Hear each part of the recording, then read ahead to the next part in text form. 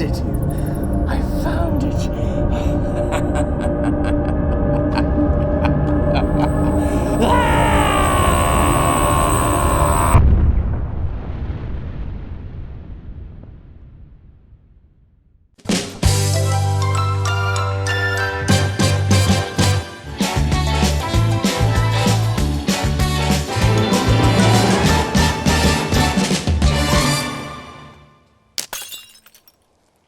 Why did I choose to do this while standing here in blinding sunlight? I did not look good in sunglasses. Today I'm going to be talking about how, much like designer label sunglasses being a complete rip-off, so too, I would argue, is the current trend in really expensive variable ND filters with slick marketing and trendy people's names attached to them. Do you really need to spend $150 to $200 on a variable ND filter, or will one that costs $50, £50 do the same?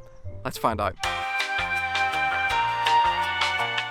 There are certain things that a variable ND filter will let you do that you just can't do otherwise. For video, that's a really specific, what some people might call cinematic style, where it gives you a really nice motion blur. And for photography, it's been able to use long shutter speeds. So let's take a look at what a variable ND filter lets you do for video and photography. Okay, I'm standing here blinding myself as the sun sets in order to give you a super quick explanation of exactly what an ND filter does. Now, currently I am shooting at 1/80th of a second, as that's how long the shutter is open for every frame. And what that means is if I move my hands really fast and freeze frame it, you'll see they're blurry. And that gives you a nice natural motion. Now, look at my background. My background is completely sharp, completely in focus, and that's because I've had to close the aperture down to f/16 in order to restrict the amount of light coming in order that I can use such a slow shutter speed. However, I actually want to have the background nice and blurry, so I'm going to take my lens now and turn it around to f1.7 and watch what happens.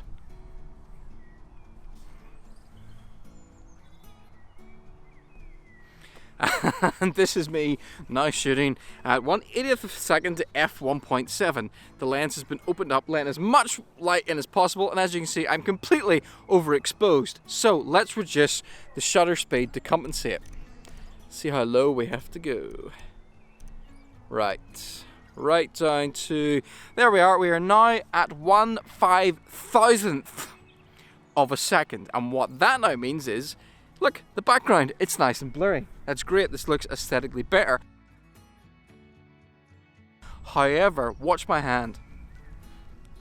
Freeze frame, the motion blur is now gone, which is not as natural a look as it was before. So how do we get around this? How do we get our nice blurry background and our nice motion blur to give a really, really natural image? And that is where an ND filter comes in. Specifically, in this case, a variable ND filter. This is a K&F Concept Variable ND filter that goes between ND8 all the way to ND128. That just means how dark it makes the image. And what a variable ND filter does, it's basically like a pair of sunglasses. I don't know if you can see here, you can just about see through this. And as I twist it, you can see that? It gets darker. Just like a pair of sunglasses, you can make lighter and darker in order to allow you to shoot at the shutter speed you want, at least for video. So I'm going to screw this on here. Okay. The ND filter is now on. You cannot see my face, so let's decrease the shutter speed until I become visible.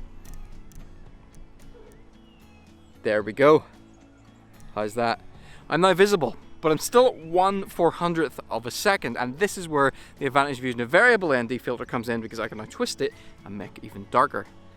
So let's twist all the way around to ND128. Now I can once again lower my shutter speed all the way down, brighten that up a little bit, to 1/50.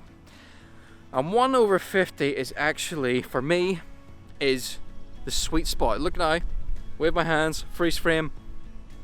You can see that's a nice natural motion blur. If I move my head, you'll see there's a nice subtle blur around my head. And if you want that natural look, that natural motion blur look, really what you want to do is you want your shutter speed to be double what your frame rate is. So I'm shooting at 25 frames per second, so I use a shutter speed of 1/50th of a second, and that's what I'm aiming for. And with the variable ND filter, that lets me shoot at that shutter speed at f1.7, and my background remains nice and blurred. And that is what a variable ND filter does for video. Got another example here of cars on the road. You can see in the first shot I don't have a variable ND filter on. I've got the aperture closed down as much as I can, f16. The ISO is as low as possible, it's at 200, and still the cars go past, no motion blur. Stick the ND filter on, darken it down, shoot at 1/50th of a second, and now I get motion blur on the car. And that's what it lets you do for video. What about photography then? Can you use a variable ND filter for photography? Yes, there's basically two things that a variable ND filter allows you to do, or two types of photo it allows you to achieve. One is to get motion blur in the background if you're maybe tracking a moving object, and the best example of that is if you're photographing a vehicle on a road driving past.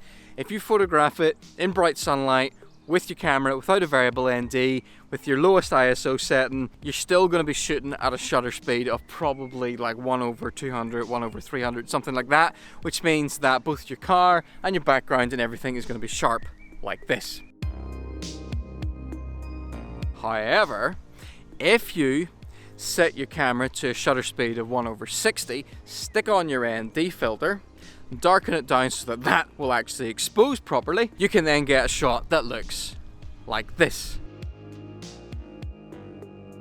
Now, this is actually a really hard shot to nail. I just about managed to get part of this car in focus. What you have to do is you have to track it as you go and have your camera on continuous shooting, and then pick the one that was you actually got it in focus. But that's what it lets you do. It lets you get that blurry background. It gives this really strong sense of motion and freeze frame the object within it. And then the other thing that it's really popularly used for is in landscape photography, where it specifically lets you blur water. I went down to the bridge near me, set the camera up without the ND filter on, set the camera to f16, and I think my shutter speed was the minimum shutter speed I could go to at that was still about 1/30th, something like that, 1/20th, 1/30th second, and that looked like this, which looks okay. But I stick on the ND filter, darken it down, and all of a sudden I can use a shutter speed of 1 second, 2 seconds, 3 seconds, and it looks like this, which is a massive difference. So that's what you would use a variable ND filter for photography and video. Now, the question is, which one should I buy? Because if you've been in the photography video world for any length of time, you will no doubt have been bombarded by adverts for variable ND filters that cost, well, £100 to £200, maybe more. They often have very trendy brand names on them. Often will have maybe the name of well-known YouTubers attached to them. They're like really nicely designed, but if I'm honest, you do not need to spend that much money. You really don't. Maybe if you're like a professional, the real top end, or you just want people to know that you've got money to burn. If you're gonna flex, go drop £200 on a really expensive variable ND filter. But if you just care about getting the results, this ND filter that I'm using right here costs 50 quid. That's it. For a long time there would have been a lot of skepticism about buying cheaper ND filters. I myself bought a few cheaper variable ND filters and they were terrible.